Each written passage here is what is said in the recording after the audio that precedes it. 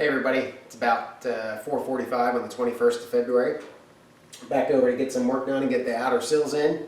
Unfortunately, I cannot find the sill cap for the driver's side. So as you probably know, I spent about 24 years in the Navy, and I've said my share of 4-letter words, come to like them, and even like some of the 5-letter words. And I'll tell you that I used every one of them over the last 10 minutes looking for this thing. So I have no idea where it is.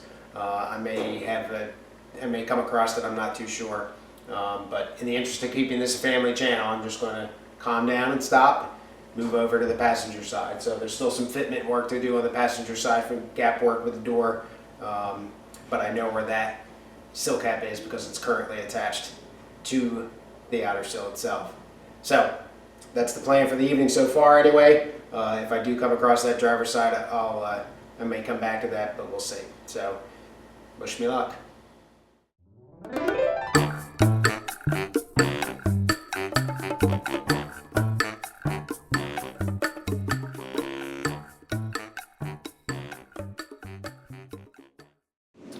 So it's literally been about 2 minutes since I went off camera to get ready to adjust the passenger side sill.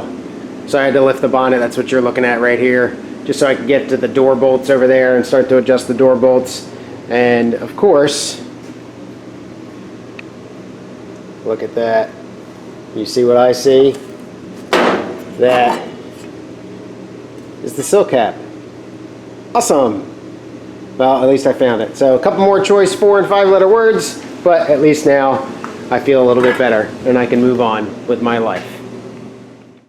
Alright, so I did my initial fit. And I had the same problems on the other side when I threw that one up there real quick. And what's happening is, I think it's just like a daisy chain of stuff going on. So the sill cap, which is screwed on, I screwed it onto the, using sheet metal screws, screwed it onto the thing, the outer sill. And then to get my bolt holes realigned, or my screw holes realigned, I got to push back a little bit, and what's happening is it's hitting this edge of the strengthener plate. So I'm going to take a grinding wheel to that, grind that off, grind that flush. I drew a little line there, just kind of traced it. Not real crazy about doing that, but the thing doesn't get welded to that, or well, it might. I don't know what I'm going to do from behind, but anyway, I think what happened is these strengthener plates, like I said, same thing on the other side, they're just set forward a little bit more because the floor wasn't kind of aligned all the way. The holes kind of from the inside support that where they should have gone backwards a little bit. So I'm just going to take the flat disc to it and grind that thing where my line is, and then go from there. I don't really I tried to already loosen the body all the way and move it back, but there's ribs in the floorboard right there that kind of lock that into place. There's no real way for me to move that from where it is. I did try, so this is the avenue that I'm going to take here again. Not my craziest idea, or my best solution maybe, but it's all I can think of. So.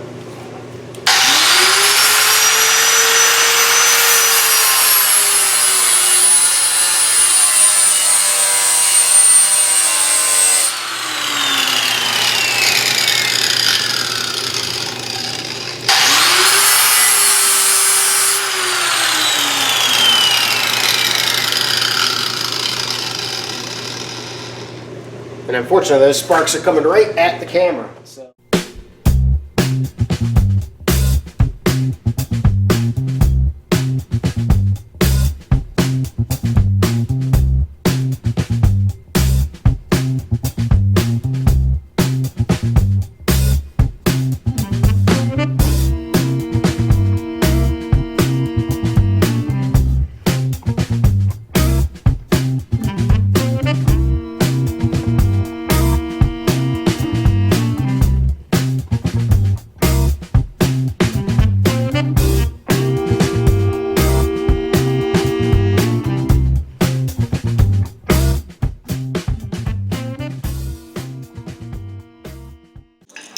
If you remember, this whole little piece here This was a long time ago. It was the first thing I think I did with the bodywork. I replaced this whole piece, so there was nothing there. So who knows, that may not have gone back in the right spot.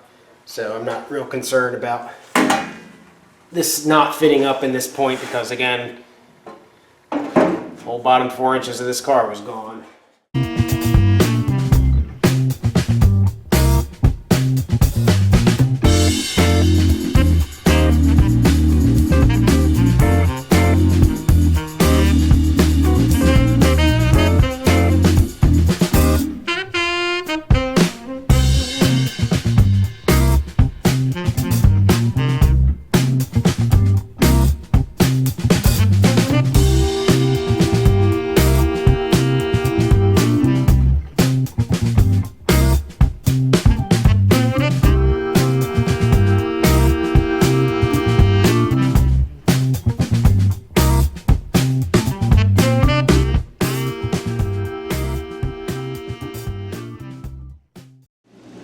All right, it's about 6:45 or so. The night's not going quite the way that I would have hoped. At some point, the gap over on this side closed up, so it was almost touching the door and the bonnet were almost touching. So I opened it back up. I got a good gap now. I'm happy with the way that gap looks. It opens up at the top and the bottom, so it's not a height adjustment there. So I'll see what I can do with the door, but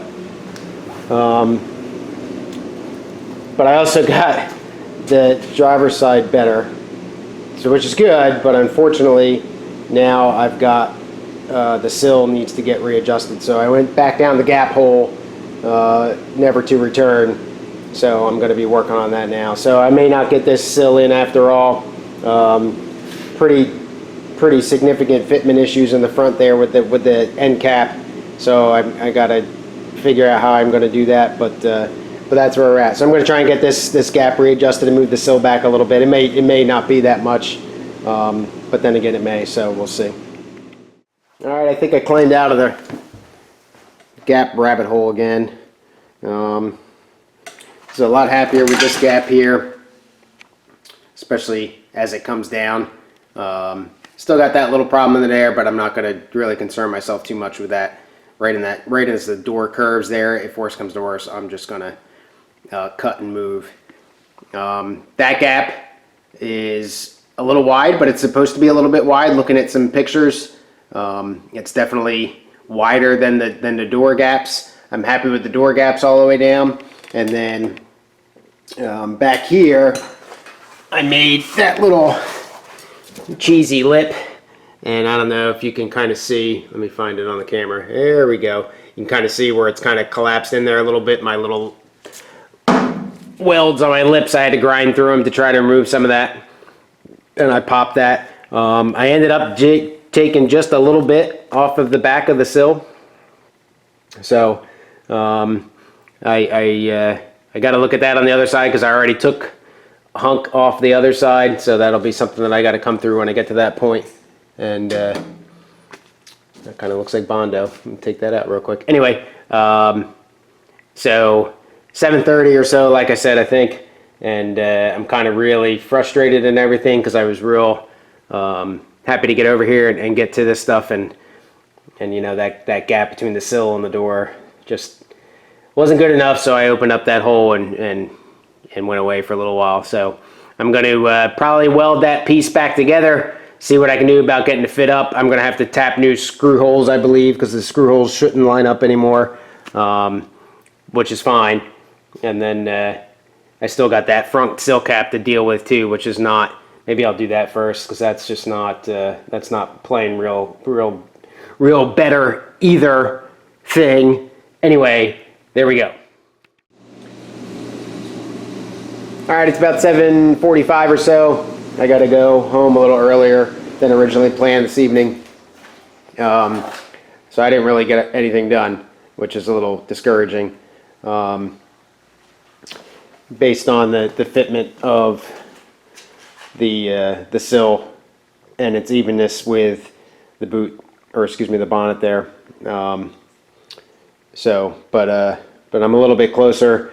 I did play with the sill cap a little bit, and that thing is not going to be that fun. I got to bang the metal back that's in that area. Like I said, that's all new stuff. So I must have not fit that very well or something like that, because that sill's just fighting and fighting, and obviously not allowing the whole thing to play nicely.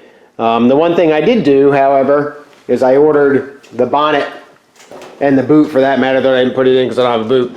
The bonnet lift kit from that Clark & Clark specialty products. And I know I've read on the forums and everything that they're pretty nice and they're pretty cool. And they go in really easy and all that stuff, and I can tell you that that's all true. You guys may be a little surprised because I kind of jump up and down sometimes about being a purist and trying to get Dorothy exactly like it was when she rolled off the factory floor over 50 years ago. But these things I look at as, one, you don't have to make any modifications to the car. So there's no, you can undo everything and put the normal bonnet stay back in there. And two, I think it's a safety thing as well, because the bonnet is not going to drop on your head, and it's also a little bit of a care and feeding thing, because the bonnet doesn't get twisted as it lifts or lowers, because there's the pistons, or whatever they're called, the shocks on either side. So I'll lift it up here real quick. You do have to be careful when you lift it up if you do this, because it goes up pretty strongly, and I'm sure it would bounce around a little bit if you didn't kind of keep your hand on it and just let it make a soft landing in the upward position. So see if I can do this with one hand here. Actually, I'm going to pause it and put it on the tripod so you can watch. I'm not going to pause it. I'm just going to go with it real time here.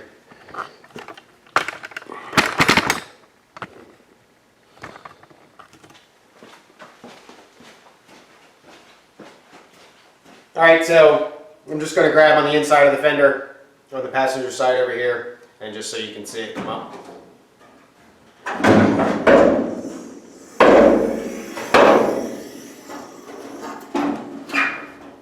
Alright, like I said, you do have to kind of watch when you lift it up a little bit that you're not going to smash it or let it bounce off itself. And then putting it down, it is a little, you do need an initial oomph to kind of break the tension or whatever, the spring on it. But once you get it going, it's not too bad, and then it falls pretty good. So yeah, so I like that thing a lot, and I did a separate video, completely separate video on installing that thing and everything like that, and I'll put that up at some point. No hurry to get that one edited out. So again, unfortunately no real progress tonight, but you know, that you have those kind of nights, and I'm not going to let it get to me. I'd rather have it done right and look good than to rush it and then regret it and stare at something for the next 10 years while I drive the car. So that's about it. So I did get an email from YouTube today saying thank you for playing, but we're pulling your monetization off the YouTube site. Good luck on getting 1,000 subscribers. So, I kind of expected that, but I do appreciate everybody subscribing and giving me that initial push. For those of you that did so, again, I'm not going to change doing videos at all. Thanks to Ellen, and thanks to Chef Tush, David, for helping out and getting me a significant amount of those subscribers. I do appreciate that, guys. And otherwise, thanks for your comments. A lot of good ones lately, especially the sill cap thing that Ellen left that kind of saved me a little bit, though I had remembered it. It was kind of buried in there. So, great community, helping each other out. For those of you that are, just watching because you find it interesting, I'm glad that, happy that I can provide that service to you. But otherwise, again, thank you for subscribing, thank you for liking, thank you for commenting. Visit the website, www.roundtailrestoration.com. And yes, I know the car is crooked, and no, I don't know why. Cheers.